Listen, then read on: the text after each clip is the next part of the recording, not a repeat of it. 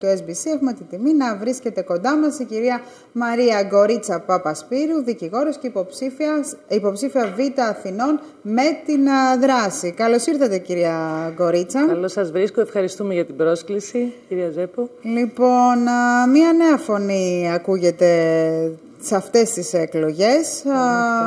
Θα ήθελα μια δική σας πρώτη εκτίμηση. Καταρχάς, πώς τα πάτε μέχρι στιγμής, τι έχετε εισπράξει το τελευταίο διάστημα, μιας και είναι τελευταία μέρα, πέφτει η προεκλογική αυλαία σήμερα τα μεσάνυχτα.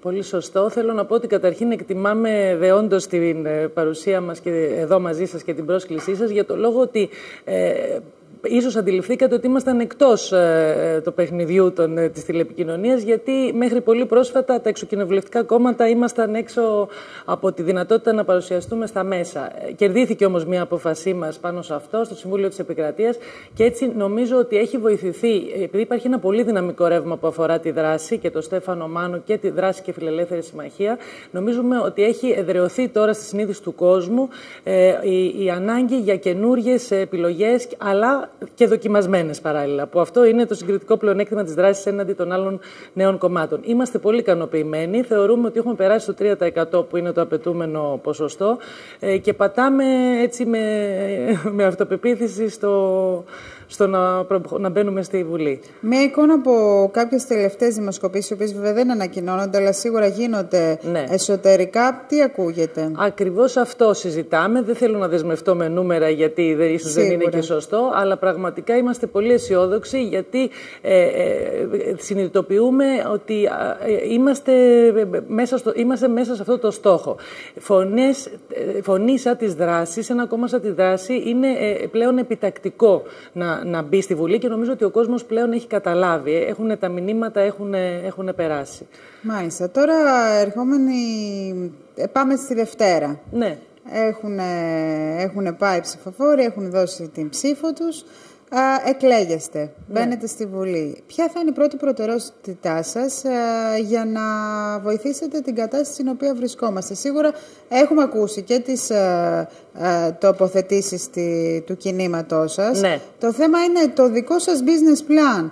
Προσωπικά ποιο θα είναι για την ανάκαμψη της ελληνικής οικονομίας? Κοιτάξτε να δείτε, η δράση, αυτό που ενδιαφέρει τη δράση αυτή τη στιγμή, εφόσον μπει στη Βουλή, είναι καταρχήν να ξανααισθανθεί ασφάλεια ο πολίτης, ότι βρίσκεται ξανά σε ένα κλίμα ασφάλειας και ενός κράτους δικαίου. Αυτό είναι μια προτεραιότητα που σαν φωνή και σαν κόμμα το ενισχύουμε με όλους τους τρόπους. Ακριβώς λοιπόν γι' αυτό το λόγο δεν μπορούμε να παραβλέψουμε ότι η πρώτη προτεραιότητα είναι να κυβερνηθεί η χώρα. Θα είμαστε εκεί, ο αρχηγός μας έχει μετεπιτάσεως τονίσει ότι θα είμαστε εκεί για να συνεργαστούμε με όλα τα κόμματα, ασφαλώς με ευρωπαϊκό προσανατολισμό, γιατί δεν νομίζω πλην κάποιων πολύ οριακών φωνών να μην καταλαβαίνει κανείς ότι η διολίσθηση σε περιβάλλοντα εκτός ευρώ θα είναι καταστροφική. Οπότε θα είμαστε εκεί. Έχουμε πλήρη συναίσθηση ότι είμαστε μικρό κόμμα και δεν θα είμαστε το κυβερνητικό της πλειοψηφικό κόμμα, όμως θα είμαστε προσθετικά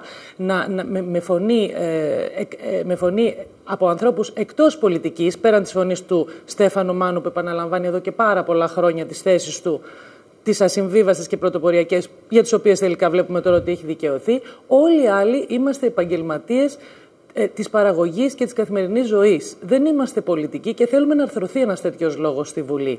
Θέλουμε να φύγουμε από το πελατειακό χαρακτήρα της πολιτικής και να εστιάσουμε στο να νομοθετηθεί, γιατί ο βουλευτής νομοθετεί, κυρία Ζέπου. Θα μπούμε στο νομοθετικό πλάνο της Βουλής των 300 με 10 και παραπάνω, ελπίζω, ανθρώπους, να μπορέσουμε να συμβάλλουμε στο να εφαρμοστούν τα διαρθρωτικά μέτρα για την ανάπτυξη. Μάλιστα. Πρώτη προτεραιότητά σας ποια θα είναι?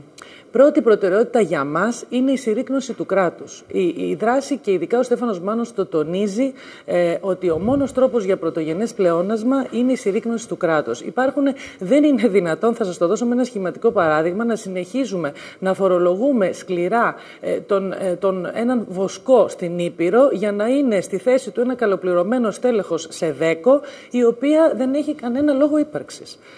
Βέβαια αυτό να τονίσουμε ότι δεν είναι μόνο η φωνή του Στέφανη Μάου, νομίζω είναι η φωνή και των ξένων Ευρωπαίων εταίρων μας. Ακριβώς. Είναι ξεκάθαρη αυτή η όρη, εδώ και 2 χρόνια το φωνάζουν, το βροντοφωνάζουν, όλοι οι δανειστές και οι πιστωτές μας έρχονται και λένε με όλους τους ελέγχους πρέπει να γίνει αυτό. Σίγουρα δεν αγγίχτηκε, γι' αυτό φτάσαμε εδώ που φτάσαμε και σίγουρα ένας ιδιωτικός τομέας αυτή τη στιγμή χρεοκοπεί λόγω του ότι ο δημόσιος τομέας δεν αγγίζεται. Ακριβώς. Δηλαδή, δεν ξέρω να διακόπτω, αλλά ενισχύουμε τις κρατικοδίαιτες επιχειρήσεις που όλοι έχουμε βιώσει ότι δεν ωφελούν, δεν προσφέρουν, κατ' ουσίαν δεν προσφέρουν πια έργο πολλές από αυτές, για να τα λέμε έξω από τα δόντια, κυρία Ζέπου, για να ενισχύουμε την πελατειακή αντίληψη και τα συμφέροντα των εκάστοτε οπαδών των μέχρι ώρας κυβερνώντων κομμάτων. Η δράση δεν αποτέλεσε κομμάτι της εναλλαγής στην εξουσία την τελευταία 20 ετία. Αντιθέτως, ο αρχηγός της εξεδιώχθη και σαν μια απομονωμένη φωνή, λιδωρούμενους καταφορές, προσπαθούσε να περάσει αυτά τα μηνύματα στον κόσμο, να συνειδητοποιήσει ο κόσμος τι συμβαίνει. Αυτή τη στιγμή η δράση έχει απόλυτα ξεκαθαρισμένες θέσεις. Μπορούν οι άνθρωποι, έχουν ενημερωθεί κατά κόρον, δεν θέλουν να επαναλαμβάνουμε τα ίδια και τα ίδια, αλλά νομίζω ότι πέραν από τις φιλελεύθερες απόψεις μας, πρέπει να σταθούμε και στο πολύ βασικό σημείο ότι η δράση, μάλιστα βαθμολογήθηκε, διάβαζα ένα άρθρο χθες, ότι σε συγκριτική παρουσίαση σε ένα άρθρο όλων των κομμάτων βαθμολογήθηκε με 10 για την βοήθεια που θα δείξει, μάλλον για τη στήριξη στα ατομικά δικαιώματα και στα δικαιώματα μειοψηφίας.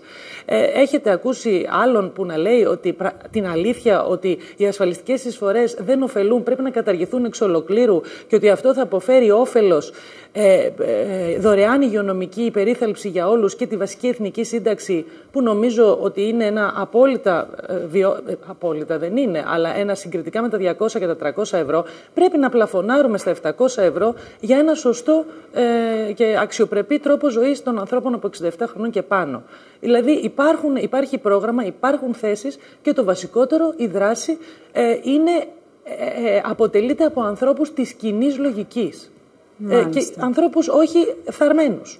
Τώρα με το θέμα της ανεργίας, τι θα κάνετε? Κοιτάξτε να δείτε, το θέμα της ανεργίας για μας δεν μπορεί το κράτος να δημιουργήσει θέσεις εργασίας με την έννοια αυτή που είχαμε μάθει. Γιατί αν μειωθεί και το κράτος, σίγουρα θα δημιουργηθούν απώλειες και από το δημόσιο τομέα. Δηλαδή υπάρχει πλάνο της δράσης για αυτούς που θα φύγουν από το δημόσιο. Ασφαλώς υπάρχει φεύγουν από τον ιδιωτικό, θα προσθεθούν και αυτοί, άρα τι θα γίνει? Όλοι οι άνεργοι θα μείνουν. Έχετε δίκιο εκ πρώτης όψεως, φαντάζεται τρομακτικό, αλλά υπάρχουν μέθοδοι για να προστατεύσεις και για να εξισορροπήσεις τα δεδομένα. Θα υπάρξει μια μικρή μεταβατική περίοδος. Δεν μπορούμε να λέμε ότι άμεσα, όταν ακούω άμεσα από κάποιους τώρα, δηλαδή δεν καταλαβαίνω πώς υποτιμούν τη λογική του μέσου ανθρώπου.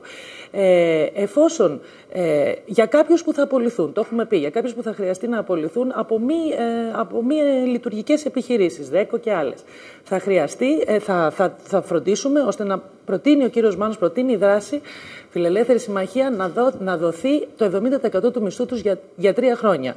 Νομίζω, κυρία Ζέπου, δουλεύετε στον ιδιωτικό τομέα. Έχω δουλέψει και εγώ σαν νομικός σύμβουλος 20 χρόνια, όχι 30.